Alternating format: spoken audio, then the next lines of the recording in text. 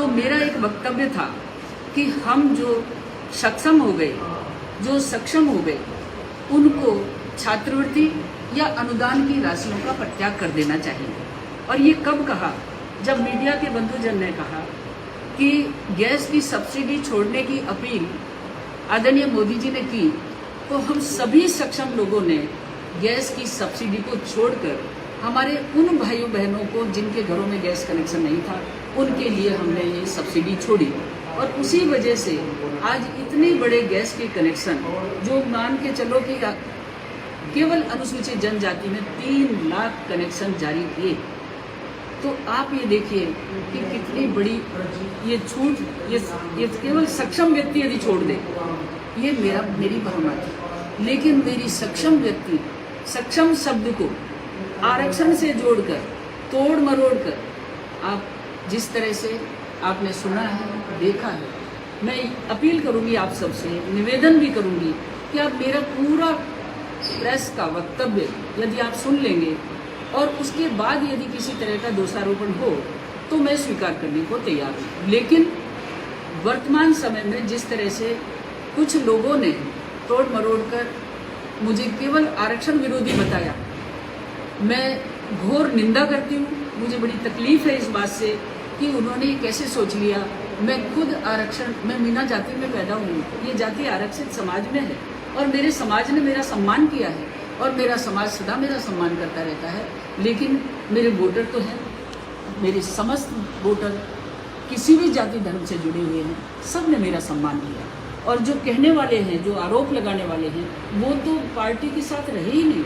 और पार्टी विचारधारा की जहाँ चिंता की, तो पार्टी विचारधारा की चिंता करने वालों का इतिहास देखिए कि उनका, चाहे वो 5 बार विधायक रहे, चाहे वो 2 बार सांसद रहे, चाहे वो मंत्री भी रहे, लेकिन कब कब कैसे कैसे कौन कौन सी पार्टियों में रहे, क्या वो पार्टी विचारधारा से जुड़कर रहे। 10 बरस तक मेरे सामने चुनाव लड़ा है उन्होंने। मैं दौसा से विधानसभा का चुनाव लड़ा, भारतीय जनता पार्टी ने मुझे टिकट दिया, मेरे सामने वो चुनाव लड़े राजपा से। वो कौन सी विचारधारा की बात करते हैं? कौन सी विचारधारा ऐसी है जिसकी उन्होंने पालना की है? मैं ईमान और धर्म से भारतीय जनता पार्टी की विचारधारा में रची बसी हूँ और मैं जाति जिसमें पैदा हुई हूँ वो है मेरी मीणा जाति। ये मेरा दुर्भाग्य नहीं है, ये मेरा सौभाग्य है कि मैं उस जाति में पैदा हुई।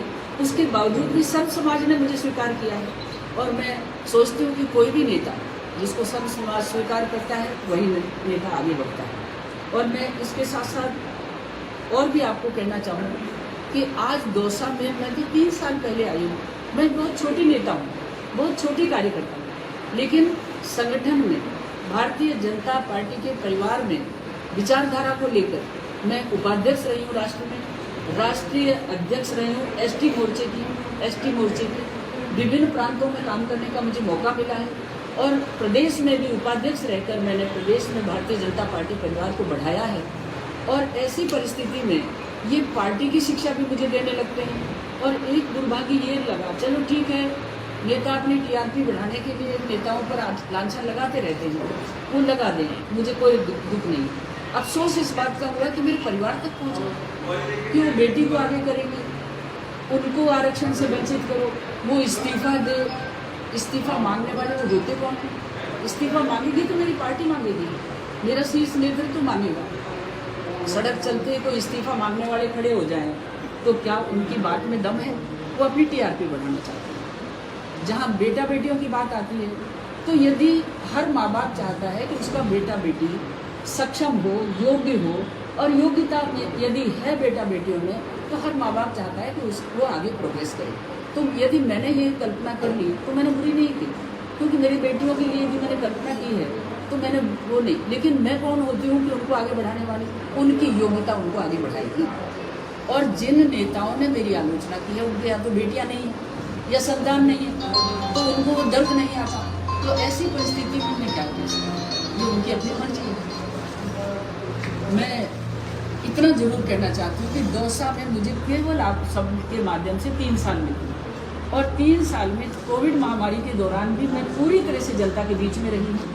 और मेरा समाज की जहाँ तक बात है तो मीणा समाज के हर पटेल ने हर नौजवान ने उसके हित में मैंने कल्पना करी है। लेकिन मेरा हित, मेरी पार्टी का हित, मेरे देश के यशस्वी प्रधानमंत्री नरेंद्र मोदी जी का संदेश कि सबका साथ, सबका विकास और सबका विश्वास और सबका प्रयास।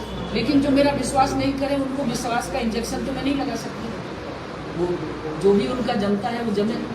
लेकिन इसके साथ एक बात जरूर कहना चाहूँगी कि 3 वर्ष में मैंने जो काम किया है, मीडिया के बंधुजन अच्छे से गहराई में उतर करके मेरा मूल्यांकन करके और मेरे बारे में जो भी लिखना चाहेंगे वो लिखें, मुझे स्वागत है उसका।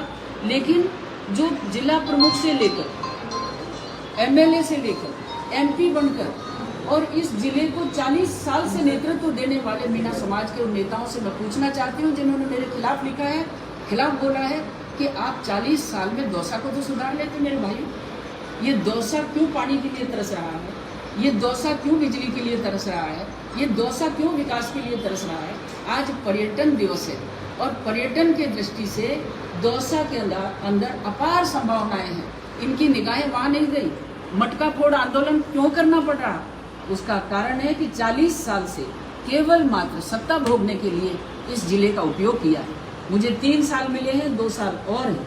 मैं आपको आपके माध्यम से जनता को विश्वास दिलाना चाहती हूँ कि घर घर में नल से जल 24 तक हम हर हाल में उपलब्ध कराएंगे। और ये जो कठिनाई अभी आ रही है, मेरे पास जितना एमपी फंड है मैं पूरा का पूरा दौसा जिले की पेयजल व्यवस्था के लिए मैं अपने कार्यकर्ताओं के माध्यम से सर्वे करके इसको पूरा पैसा पेयजल के लिए आवंटन करूंगी। बहुत मैंने कर भी दिया, लगभग 2 करोड़ रुपया जो हमें मिला था वो मैंने जल के लिए ही दिया, क्योंकि सबसे बड़ा संकट अभी हमारे जल का, जहाँ अंडरग्राउंड वाटर है। और मैं आपको ये भी कहूँ, अटल भूजल योजना मंजूर कराई मैंने, और वो इतनी बड़ी योजना है जो हमारी पंचायत समिति केवल 2 को छोड़कर बाकी सभी में है, उसका अभी क्रियान्वयन भी नहीं हो पाया। अभी एक सिंधुली की बहुत बड़ी 2 करोड़ 80 लाख की योजना पानी की व्यवस्था के लिए ही मंजूर हुई है, जिसका पत्र भी मैं अभी आपको दूंगी। तो आपको सबको मेरा निवेदन है कि जो भावनाएं, जो 3 दिन से जो कुछ चल रहा है, उस पर आपको खुद को, मैं सच्चाई की बात आपके सामने बोल, जो सत्य कभी हारता नहीं है और असत्य कभी पैदल नहीं चलता, ये मेरा विश्वास है। और ये जिस तरह से आज असत्य, मनगढ़ंत और लीपापोती करते हुए मेरे खिलाफ कांग्रेस का एक नेता और एक भारतीय जनता पार्टी का नेता जिस तरह से भी ये कर रहे हैं मिलजुल करके, तो ये आपने मेरे चुनाव के दौरान भी देखा है। चुनाव के दौरान कहाँ थे ये, और आज हम मीणों में 21-22 एमएलए हारे हुए, जीते हुए हैं। एक भी इन्होंने मीणा जाति के एक भी भाई को प्रमोट किया हो, एक भी भाई को आगे बढ़ाया हो, हमारे नौजवान जो कार्यकर्ता बनकर आते हैं किसी एक को भी आगे बढ़ाया हो, तो आपके सामने उदाहरण होगा। और मैं तो आज भी कहती हूँ कि मैं सर्व समाज को साथ लेकर सबका साथ, सबका विकास और सबका विश्वास, हमारे यशस्वी प्रधानमंत्री मोदी ने दुनिया में डंका बजा रखा। एक ही नंबर पर हमारे देश का प्रधानमंत्री है, नंबर 1 पर। तो ऐसे नेतृत्व पर यदि कोई प्रश्न चिन्ह लगा करके उसके सांसद पर प्रश्न चिन्ह लगाए तो अपनी टीआरपी बढ़ाने का काम करते हैं। मैडम, हाल ही में बयान दिया है हिम्मत सिंह गुजर ने कि जो 158 बालिकाएं पढ़ रही हैं वो देवनान योजना के तहत पढ़ रही हैं, निजी करते थे। मेरे भाई को शायद जानकारी नहीं है, और उसने तो ये भी कहा कि हम बैसला जी हम गए, आज तक उसकी शक्ल नहीं देखी, उस गेट के अंदर प्रवेश नहीं हुआ, बैसला जी स्वर्ग में गए। आज ये 2012 से ये संस्था तो होगी 29 साल, और 2012 से ये देवनारायण योजना का संचालन ही मैंने किया था भारत सरकार की योजना से। लेकिन वो तो केवल मात्र कभी 20 लड़कियाँ आती हैं, कभी 40 आती हैं, कभी 124 हो जाती हैं, कभी 80 हो जाती हैं। ये प्रतिवर्ष राज्य सरकार 50,000 रुपये प्रति बालिका भरण पोषण देकर चयनित संस्थाओं में, राजस्थान में 11 संस्थाएं चयनित हैं, उसमें ये ग्रामीण महिला विद्यापीठ चयनित है। उसमें जो बच्चियाँ आती हैं, मेरे समझ नहीं आ रहा है कि उसने किसी ढंग से क्या बोला है, क्या शानदार व्यवस्था है। राजस्थान की सबसे नंबर 1 संस्था है ईमान धर्म से, और 158 बच्चियाँ तो वो हैं जिनको हम पोषित करते हैं, उसमें सर्व समाज है, उसमें मालियों की भी बेटियाँ हैं, उसमें ब्राह्मण की भी बेटी है, एक तो अभी हरिजन की बेटी है जिसको पूरे पढ़ाई का जिम्मेदारी हमने ली हुई है। उसमें बहुत सारी ऐसी बेटियां हैं, हमारे समाज की बेटियां हैं जिनके बाप नहीं है, गरीब है, उनकी ड्रेस, उनकी पुस्तकें, उनका रहना, उनको हर तरह की स्टेशनरी की सुविधा हम उपलब्ध कराते हैं। और इसके लिए मेरे खाते से चेक से रकम जाती है, चेक से, ऊपर उचंत में नहीं जाती, चेक से जाती है। यदि वो बंदा भाई जिसने ये स्टेटमेंट दिया है गुजर रही है, वो कभी जाके वहाँ देखेगा, सूचना का अधिकार है ना उनके पास, वो पूछ लेना उससे, आप कानून से देखें। मैडम, आपकी पार्टी के नेता का आरोप है 1999 से लोकसभा इलेक्शन तक 20 साल आपका पार्टी के लिए सीट जुड़ा नहीं। बंधु, मैं फिर एक बात कहना चाह रहा हूँ कि 19 से 4 तक मैं सांसद और मंत्री रही। उसके बाद मैं पार्टी की उपाध्यक्ष रही, प्रदेश में पार्टी की उपाध्यक्ष रही। संगठन के प्रत्येक कार्य को, चाहे मुझे छत्तीसगढ़ का एक प्रभारी बनाया, चाहे मुझे कहीं अन्य प्रांतों का प्रभारी बनाया, उनमें मैंने पूरा दायित्व निभाया। और दूसरी बात यह है कि मैं एसटी मोर्चे की राष्ट्रीय अध्यक्ष रही 3 साल तक। हमारे पार्टी के राष्ट्रीय अध्यक्ष राजनाथ सिंह जी ने मुझे राष्ट्रीय अध्यक्ष बनाया एसटी मोर्चे का, जिस समाज से मैं जन्मी हूँ।